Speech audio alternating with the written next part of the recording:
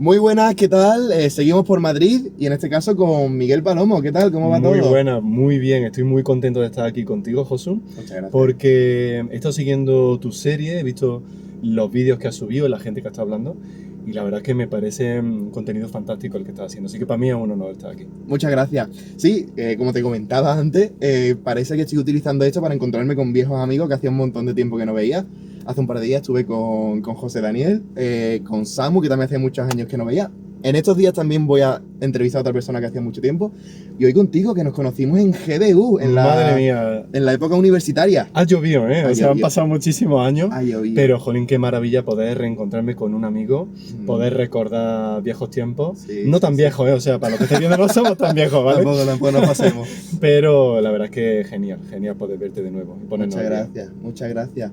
Bueno, pues cuéntame un poco, ¿quién es Filo Palomo o quién es Miguel Palomo? Cuéntame un poquito. Pues fíjate, bueno, Filo Palomo surge como mi presencia en redes sociales, la mezcla de filosofía, porque yo soy profesor de filosofía, y Palomo, que es mi apellido, ¿no? Entonces de ahí dije, quería abrir una cuenta en redes sociales, Ajá. y dije, ¿qué nombre me pongo? Digo, bueno, Miguel Palomo, no sé, Filo Palomo.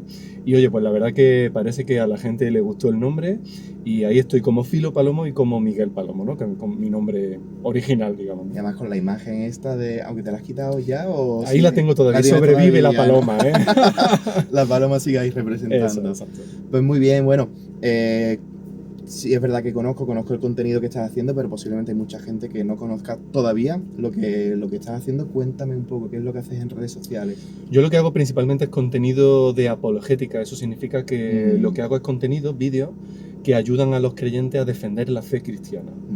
Por un lado a los creyentes y por otro lado me gusta mostrar a la gente agnóstica, atea o que creen en otras religiones que el cristianismo no solamente es una fe, sino que es una fe razonable. Es decir, que no creemos ciegamente porque nos lo han dicho, porque mi mamá me lo dijo cuando yo era pequeño, sino que realmente si estudiamos la doctrina cristiana, estudiamos la Biblia, vemos que todo es razonable, todo se puede defender utilizando argumentos históricos, etcétera, ¿no? Entonces hago contenido como, por ejemplo, a veces cojo libros ateos, los leo y los refuto, y hago vídeos refutando libros ateos, ¿no? Este tipo de contenido. Quizás eso es lo que más le gusta a la gente, ¿no? Así que íbamos haciendo cositas. Muy bien. Yo sé que todos los jueves tienes tu sección de preguntas y te hacen un montón de preguntas. Voy a ir a lo fácil. ¿Cuál es la pregunta que más te repite la gente? Bueno, quizá una pregunta recurrente es el tema de si la salvación se pierde o no se pierde. Wow. La gente tiene mucha preocupación con eso, ¿no? Yo imagino que habrá gente que vivirá casos personales de familiares que hayan abandonado la iglesia y se preguntarán, ¿qué pasa entonces? ¿Mi familiar es salvo, no es salvo? Ya. Y luego se enfrentarán a iglesias en las que hay pastores muy categóricos, tanto en un lado como en otro. Sí se pierde la salvación, no se pierde la salvación, y luego están entre medio, ¿no? Y yo suelo contestar mi punto de vista en este sentido, y es que la Biblia da argumentos tanto para pensar como que se pierde, como para pensar que no se pierde. Es decir, la Biblia no te da la clave al 100%.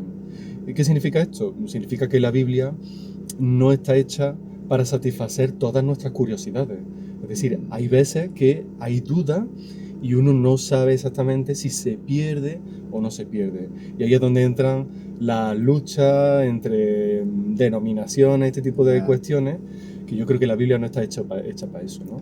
Entonces, bueno, yo creo que hay que enfocarse en este punto en si la gente se mantiene en la carrera de la fe, son una señal que nos dice claramente que esa persona es creyente. Y me gusta más quedarme en ese punto que en decir, no, se pierde, no se pierde, tal. Bueno, ahí no se sabe el 100%. Yo siempre digo en este tema, que es algo que se repite, ¿no? Que si en 2000 años la iglesia no se ha puesto de acuerdo, no nos vamos a poner de acuerdo. Exactamente, sí. Nosotros, ¿no? Y si hay una frase que a mí me gusta, que se la escuché a mi padre en una ocasión, que era, voy a vivir con la confianza de que la salvación no se pierde porque soy hijo de Dios, pero con la santidad de que la salvación sí se pierde, ¿no? Entonces como un poco este equilibrio, no con ese miedo, pero sí con la confianza, pero también guardando esa santidad. Y ya después los teólogos que se encarguen del resto. Exactamente, que se peleen ellos, nosotros seguimos. Muy bien, bueno, pues cuéntame un poco, ¿cómo fue que tuviste un encuentro con Dios? Yo nací en una familia que iba a la iglesia. O sea, yo de pequeño he ido a la escuela dominical, he conocido la Biblia, he conocido las historias de la Biblia. De modo que cuando yo he sido mayor he tenido que ver, bueno, vamos a ver si esto tiene sentido o no tiene sentido. Y yo empecé a cuestionarme esto en un momento familiar delicado, digamos, porque poco a poco mi familia, aunque asistían a la iglesia, ellos poco a poco fueron abandonando la iglesia. Por un lado, bueno, pues diversos familiares, ¿no? Mi madre, mi hermana, etcétera, por diversos motivos. Y yo en ese momento tenía que decir, bueno, ¿y yo qué? Yo creo, porque esto es una tradición familiar, porque hay que ir a la iglesia los domingos, porque es lo que toque, punto. O yo creo porque mi fe es genuina, creo porque realmente sé que Dios existe, o qué está ocurriendo aquí. Entonces en ese momento, digamos que mi conversión no es como otros hermanos han tenido una conversión más específica en un punto concreto, ¿no? Quizás han dejado la droga, han dejado la bebida, multitud de casos, ¿no? En mi caso ha sido más gradual, ha sido más un descubrimiento de que mi fe, yo tenía una fe, ya sabemos los niños tienen una fe genuina, y yo tuve que descubrir que esa fe era real, era una fe verdadera. Y poco a poco esa fe se iba fortaleciendo conforme yo iba estudiando la Biblia e iba descubriendo que esa fe era, como decíamos antes, una fe razonable, una fe sostenida, una fe que realmente nosotros podemos comprobar por nosotros mismos, ¿no? Que no es algo simplemente que nos hayan contado como un cuento. ¿Hubo algún libro, alguna predicación, algún apologeta, algo que te marcara un antes y un después en esa búsqueda? Pues fíjate, no hay ningún libro específico que yo pueda decir, oye, este libro me abrió, digamos, los ojos, ¿no? Yo siempre iba acompañado de la Biblia, eso por supuesto, pero lo que a mí me hizo dar un paso más adelante en el tema de la fe, ya un poco más maduro, fue cuando yo empecé a estudiar filosofía. Y esto quizás a muchos les pueda sonar un poco extraño porque tenemos la visión de que la filosofía es muy atea, gracias a filósofos como Nietzsche y otros muchos.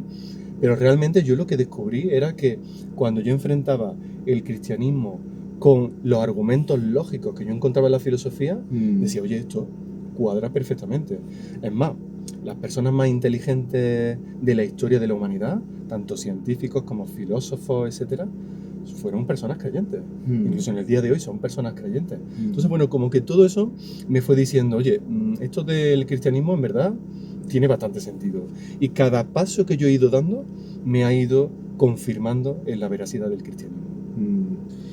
Cuéntame un poco, ¿cómo es que de un momento a otro dices, bueno, voy a empezar a grabar vídeos en internet, lo voy a tomar como algo, como un ministerio, no sé si llamarle ministerio o no ministerio, pero ¿cómo fue eso? ¿Cómo fue eso? Pues fíjate, llegó un momento en el que en la universidad, yo ya era profesor de universidad, en la Complutense, aquí en Madrid, y tenía que elegir tema de investigación, ¿no?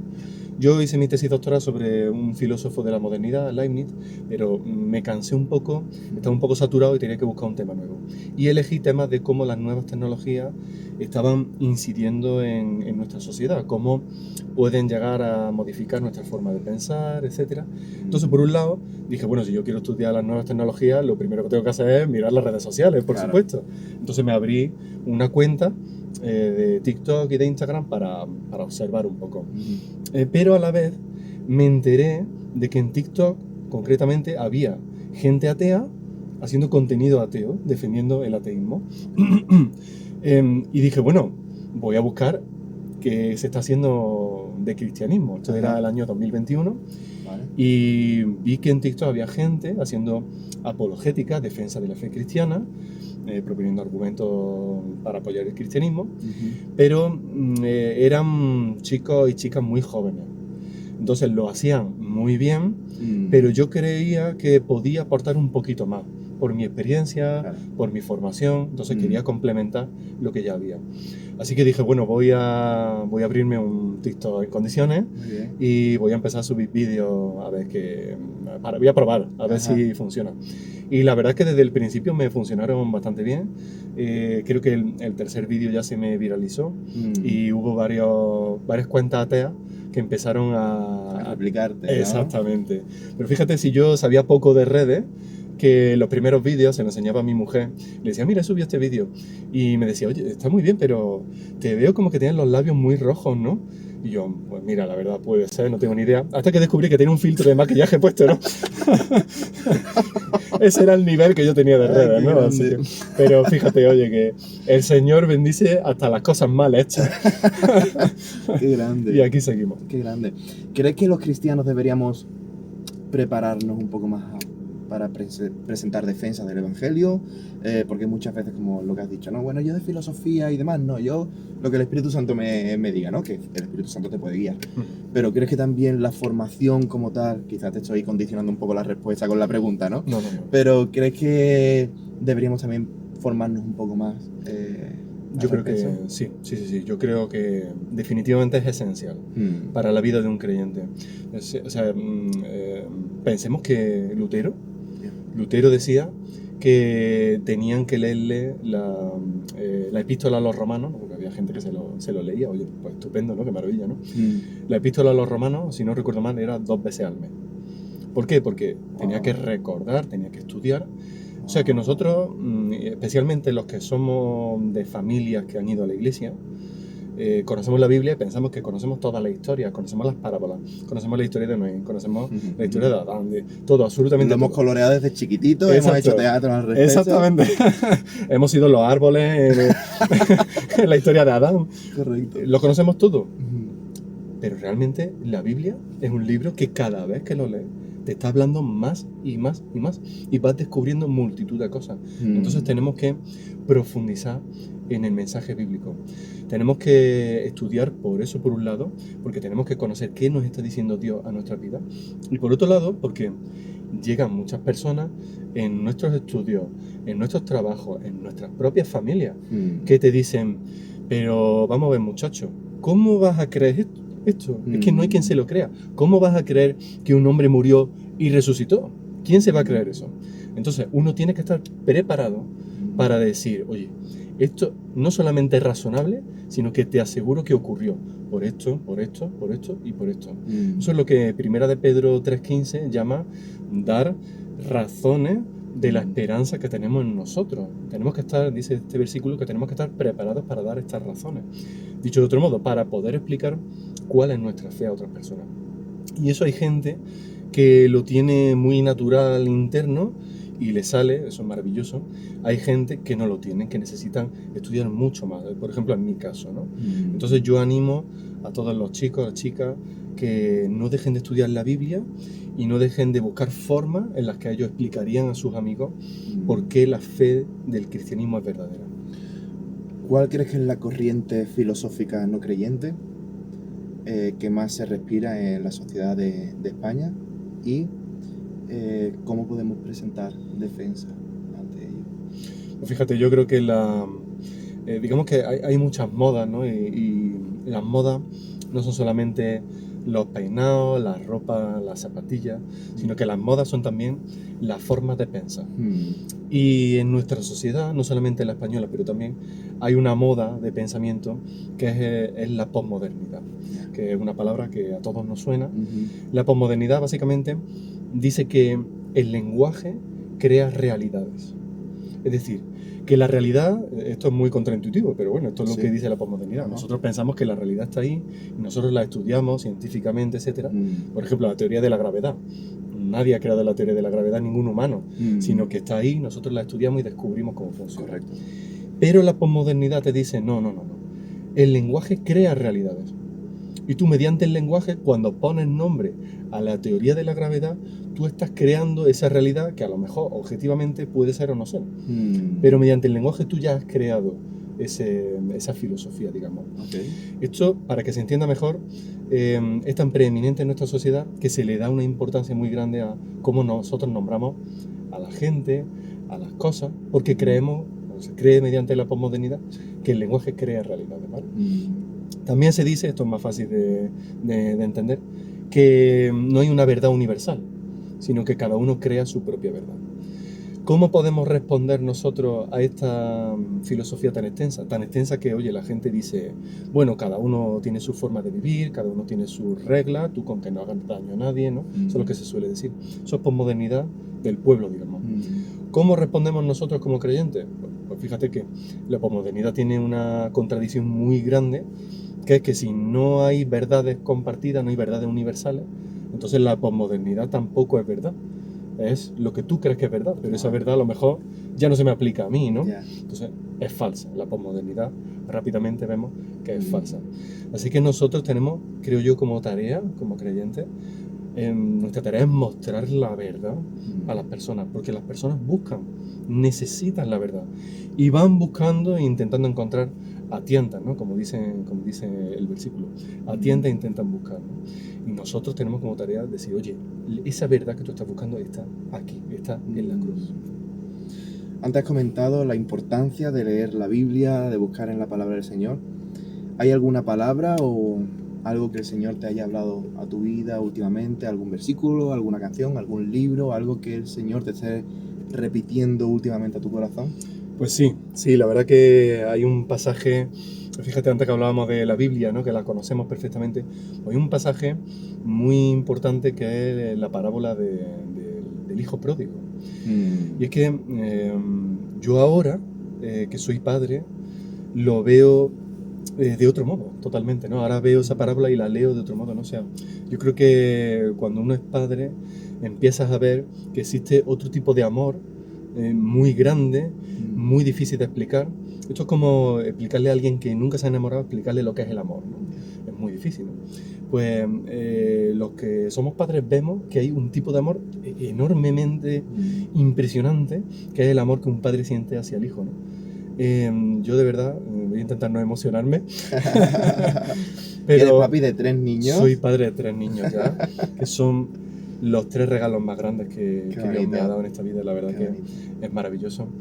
Y cuando veo la parábola del hijo pródigo, que la he estado leyendo recientemente, en Lucas 15, la parábola dice, bueno, ya sabemos, ¿no? Que está el hijo que le pide la herencia al padre y le dice, oye, dame el dinero que me pertenece porque yo quiero vivir mi propia vida, quiero salir de aquí. Se va al extranjero, se gasta todo el dinero que tiene en fiestas y en otras situaciones que podemos imaginarnos, hasta que se queda sin dinero. Y eso se une a que hay una crisis económica en ese momento y no hay dinero, casi no hay trabajo. Y él acaba, dice el versículo, el capítulo, acaba trabajando, dándole de comer a los animales, concretamente a los cerdos. Y se dice en Lucas 15 que este hombre le pagaban tan poco que deseaba comer de lo que le daba él a los cerdos, ¿no? O sea, imaginamos cómo podía estar este hombre. Así que en ese momento recapacita y dice, bueno, yo lo bien que estaba con mi padre, ¿no? Voy a intentar volver a mi padre. Así que él retoma el camino y podemos imaginar a ese padre que lleva años sin ver a su hijo, que lo ve venir de lejos, lo ve acercarse. Y aquí el padre podría haber actuado de 2 maneras. Y es que el padre podría haber dicho, o sea, que te has gastado todo el dinero. Qué bonito, ¿no? Todo el dinero que yo he ganado con mi esfuerzo durante toda mi vida. Qué bonito, ¿no? Podría haber dicho, pues ahora te aguantas. ¿Te has gastado todo ese dinero? ¿Lo has malgastado? Te aguantas. Y sin embargo, el padre escoge la segunda opción, que es acoger a su hijo con los brazos abiertos. No solamente eso, sino que hace fiesta. Hace fiesta porque ha vuelto esa oveja descarriada, ¿no? Nosotros somos ese hijo pródigo, ese hijo que ha abandonado al Señor, que ha negado a Dios, que ha buscado cubrir sus necesidades en otros lugares y que llega un momento en el que dice, necesito a mi Padre. Y hemos vuelto al Padre. Y el Padre ni una sola vez nos ha rechazado, sino que no solamente no nos ha hundido diciendo te aguanta, que oye, no sería injusto decirlo, sino que nos ha levantado. Es el pasaje que me ha estado tocando profundamente estos últimos días. Qué bonito. Pues muchas gracias por compartirlo. La siguiente pregunta que tengo para ti es, ¿cómo ves la iglesia en España? Bueno, qué pregunta, ¿no? ¿Cómo veo a la iglesia? Esto es una pregunta que daría que hablar muchísimo. Horas. Pero yo veo 2 cuestiones pendientes en la iglesia española. Por un lado, veo una politización de la doctrina religiosa, en el sentido de que para muchas personas ser cristiano equivale a pertenecer a una ideología política específica. De modo que para muchas personas, si tú no eres de esa ideología política, ya ni siquiera eres creyente. Yo creo que eso es un error, porque el Evangelio no es política. El Evangelio, o sea, cuando Jesús viene al mundo, precisamente los judíos pensaban que el Mesías iba a ser un Mesías que les iba a liberar políticamente, ¿no? El Mesías iba a liberarles del yugo romano y van a volver a ser un pueblo independiente. Claro, viene el Mesías, y el Mesías Jesús lo que hace es liberar los corazones espiritualmente, es muchísimo más importante que una liberación política, que es algo en el momento. Sin embargo, el corazón es para siempre, ¿no? Así que nosotros creo que como iglesia, casi todos o muchas personas han confundido esa ideología política con la religión. Y no, Jesús no nos pide que seamos de una política u otra, sino que nos acerquemos a Él, ¿no?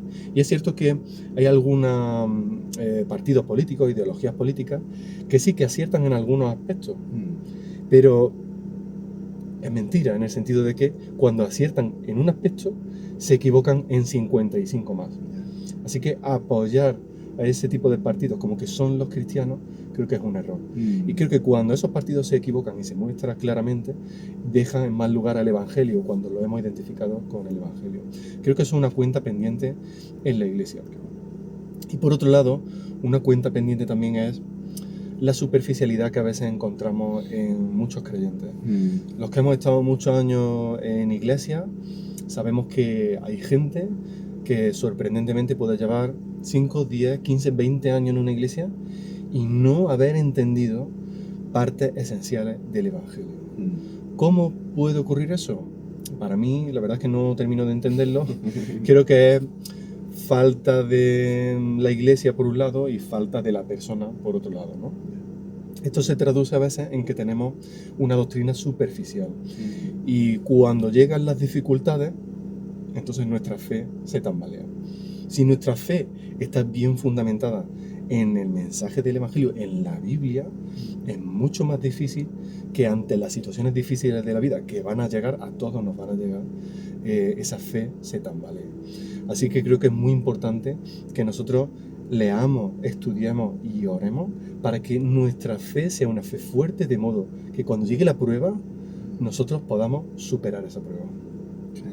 Interesante que las dos cosas que has comentado es la sociedad influyendo dentro de la iglesia, ¿no? Por un lado la política y por otro lado la superficialidad, ¿no? Vivimos en un mundo muy superficial y como que entra dentro de la iglesia es como, bueno, me quedo un poco con la música, la alabanza, sentirme bien, que el Señor me bendiga y rezar un poquito y para afuera, ¿no? Y qué pena que nos quedemos ahí. Hay esperanza, ¿eh? A pesar claro de que que hay sí, esperanza, claro que porque sí. el Señor tiene su esperanza también, que nosotros como hijos volveremos, ¿no? Sí, 100%. Y esto es algo que, ya que lo tocas, me gustaría destacarlo, que a todo el mundo le estoy haciendo esta misma pregunta y obviamente no es con la intención de criticar a la iglesia, sino al contrario, que desde dentro nos demos cuenta de qué cosas podríamos mejorar, que para nos señalamos a nosotros mismos los primeros. La siguiente pregunta que tengo para ti es curiosa porque ayer entrevisté a Juan Cano y le pregunté que qué pregunta te podía hacer a ti y me dijo que quería escucharte antes de hacerte la pregunta. Entonces no me lanzó ninguna pregunta. Pero me hicieron una pregunta que no era para ti, era para otra persona, pero creo que tú puedes darme una perspectiva increíble. Cuando estuve en Córdoba entrevisté a Esteban Muñoz. Él hizo una pregunta que se la lanzó a Enoch, un chico de Murcia, un chico bastante joven, y me dijo, pregúntale cómo la inteligencia artificial puede ser de utilidad dentro de la iglesia.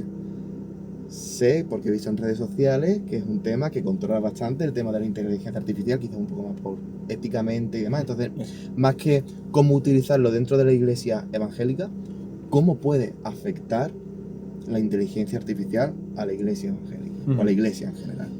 Yo creo que tiene dos partes. La inteligencia artificial, que es una herramienta, como todas las herramientas, se pueden utilizar para hacer cosas buenas y cosas malas, por supuesto, ¿no?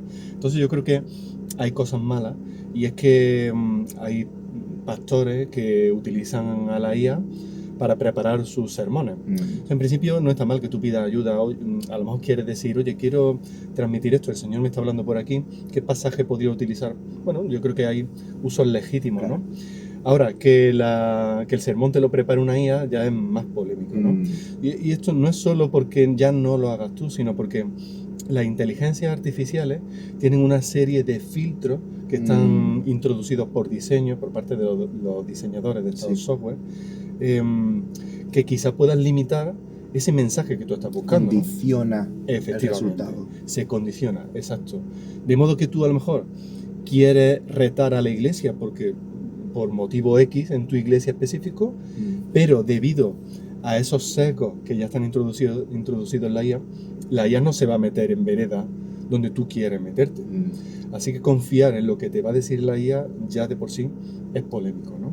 Es más, yo en redes sociales, a veces, como decíamos antes, tengo esta sesión de jueves de preguntas todos los jueves en Instagram, en las historias, y a veces me preguntan cosas. Y me preguntó un chico, ¿qué piensa de los cristianos? Me preguntó, ¿qué son los cristianos deconstruidos? Esto es un tema un poco polémico, ahora te lo explico si quieres. Por favor. Y yo le contesté, y luego a veces hago pruebas con la IA, a ver, cuando son temas polémicos, a ver por dónde va, ¿no? Y le puse, ¿qué opina de los cristianos deconstruidos? Esto se lo hice a ChatGPT. Y su respuesta fue, este contenido puede violar los términos de uso. Oye, que no he hecho una pregunta tampoco, ni es algo racista ni nada, claro, ¿no? Claro, y sin embargo te está limitando totalmente. ¿Por qué es esto? Bueno, porque el tema de los cristianos deconstruidos tiene que ver con cuestiones culturales, que hay cristianos que intentan quitarse esas capas culturales. Bueno, son modas con las que no estoy de acuerdo, ¿no?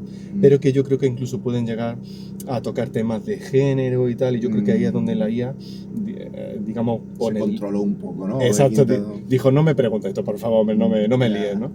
Así que hay que tener cuidado porque a veces estas IA están condicionando el mensaje que tú luego vas a dar a la iglesia. Yo creo que eso no podemos permitirlo. El mensaje tiene que ser el que el Señor esté transmitiendo al predicador. Y nosotros no podemos impedir que ese mensaje llegue, sea el que sea, ¿no? A pesar de todo, oye, también hay cosas buenas. En ocasiones, yo en mi iglesia colaboro en la escuela dominical. Y oye, hay veces que estoy falto de ideas y le digo, mira, mis chicos tienen esta edad, ayúdame, dame una dinámica, por favor, que no sé cómo que mantener la atención de estos chicos, ¿no? Claro. O sea que hay cosas que son de utilidad en la iglesia, por supuesto. Sí, utilizarlo como herramienta, pero no como una base teológica. Exacto, efectivamente. Muy bien, pues bueno, mañana entrevisto a Susana Macías. Ella tiene una organización que se llama AES Vida. Trata el tema del aborto y demás. ¿Qué pregunta le podría hacer? Yo le preguntaría, cuando hay mujeres que están en esa frontera de decidir qué hacer con su bebé, ¿no? Están embarazadas, ¿no? Yo le preguntaría a ella, a Susana, ¿no? ¿Qué palabras crees que Jesús le diría directamente a estas mujeres en esos momentos tan delicados? Pues le haré esa pregunta, muy buena. Y por último, para ir acabando, ahí tienes un montón de objetos. Elige el que tú quieras con libertad y explícame el evangelio con alguno de esos objetos. Bueno, vamos a ver lo que hay por aquí. Hay unos cuantos. No voy a hacer spoilers sobre los objetos que hay. Para el resto de personajes. Exactamente. Pero veo que aquí hay un imperdible, ¿no? Lo vamos a acercar aquí un poquito. Como los influencers.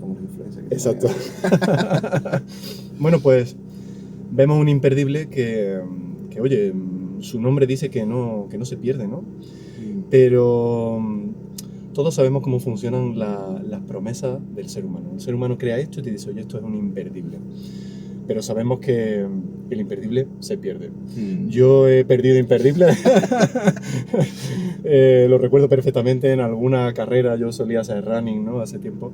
Y cuando me ponía la pegatinita aquí, pues la ponía con imperdibles. Oye, yo compraba para que no me faltasen y luego, ¿dónde están los imperdibles? Por favor, ¿no? Se pierden. Entonces vemos cómo realmente el ser humano, nos promete muchísimas cosas. Esta sociedad nos promete muchísimas cosas.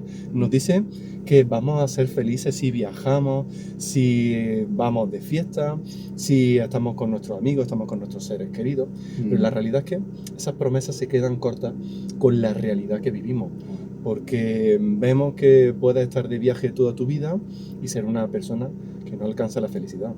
Puedes estar con tus amigos y tus familiares. Oye, esos amigos y familiares pueden irse algún día, ¿no? Porque somos seres humanos y los seres humanos perecemos, ¿no? Entonces, ¿en qué fundamentamos nuestra felicidad? No podemos hacerlo en las promesas del ser humano. Solamente hay una promesa que nos falla, y es la promesa que Dios ha dado a toda la humanidad. La promesa de que si nosotros nos percatamos, si nosotros nos damos cuenta de que somos seres imperfectos, de que no tenemos remedio, porque es que realmente el ser humano no tiene remedio alguno, y hablamos a Dios y le decimos, oye Señor, yo reconozco que soy imperfecto, que me equivoco continuamente y quiero estar contigo, que eres el único ser perfecto que existe. Vemos que la promesa es que nosotros alcanzaremos una salvación, y esa es la única promesa que se cumple. Genial, pues muchas gracias. Un placer. Muchas gracias. Pues nada, vamos a ir dejando por aquí la entrevista. Un placer hablar un ratito contigo y reencontrarnos después de tampoco hace tanto tiempo. Somos jóvenes aquí donde nos veo. O sea. Sí. Bueno, y al resto nos vemos mañana, que seguiré por aquí, por Madrid. Hasta luego. Chao, chao.